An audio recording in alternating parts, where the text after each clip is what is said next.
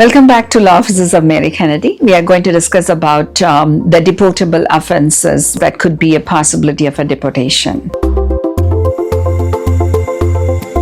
The major calls or the incident that happens is mostly on the domestic violence crimes, and then where it has been reported by one of the spouses, they call the 911 and then they do report it, and then they'll be asking what next. Depending on the situation, and most likely what happens is, even though that momentarily they would have called 911, later on they'll come back and say that I didn't know about the consequences, so can I just ask them to drop the case? It's not in your hands. And then if there is a real situation, I'm not encouraging here anyone not to do that just because you'll have the immigration benefits. I'm going to be very clear. If you're in a situation that needs support, you definitely have to do what it needs to be. But in case if you have done it and then later on you realize that's not something that's needed, once you report it, you cannot drop it. Some of you will even ask me, like the case has been expunged. Does it mean that there's no records of it? You can say that, but again, when it goes to the stamping and the visa process and everything,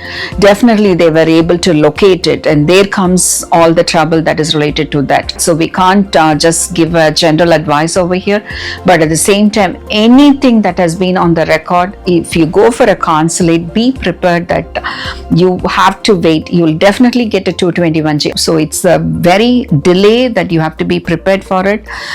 Starting from 30 days to 90 days, it might take any number of months for you to wait out of country till the visa gets approved. So this is the actual process which you should be prepared for. In one of the situations with the F1 students, there was some conflict. They were all roommates. They didn't plan or do anything. What they did was one of them owes the other person $3,000. So what they thought was, like, as if in India they will take him to the police station and they will sort it out. That's the plan they did. So on the way towards the police station, when they are about to take the other guy, that saying that he refused to pay me back, so they got into conflict. And the other guy, as soon as he entered, he said that they pushed me into the car, and then they did that. They charged, actually, the charges of abduction and kidnapping was charged on the other student, and then the hearing is all going on. So just be very, very proactive about your situation. You're in a visa status, so you have to be understanding what's the consequences.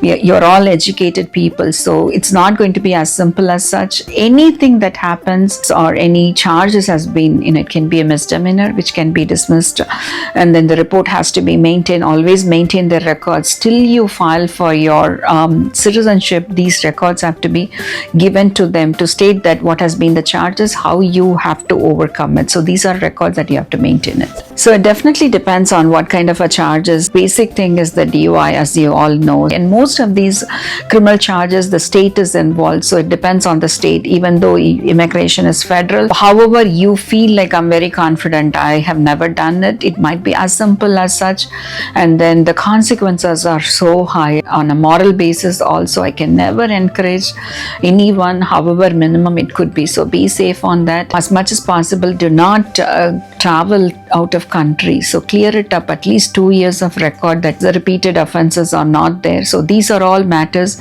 and what kind of a voluntary services that you have been doing associated with this, all those could be given as a record to overcome this. I don't see that as an expired registrations, and then driving license, if it has been suspended and then you drive on it, is an offense, but you missed to renew it and then you had been caught on that can be overcome most of the time. Just because you're on non-immigrant visas, it is not going to be elevating to the other level of it unless the officer is very intentional. But most of the cases, if it's a speeding, then it's just a speeding ticket, and as long as you clear it up, you're fine on that. Definitely depending on criminal negligence are there where the speeding limit is more than 25. We have to disclose it when you file for your citizenship. And the green cards, most of them, if there is any prior history like this, they definitely get an interview. So at the time of interview, they have to clarify, they have to clear it out, all those details, and then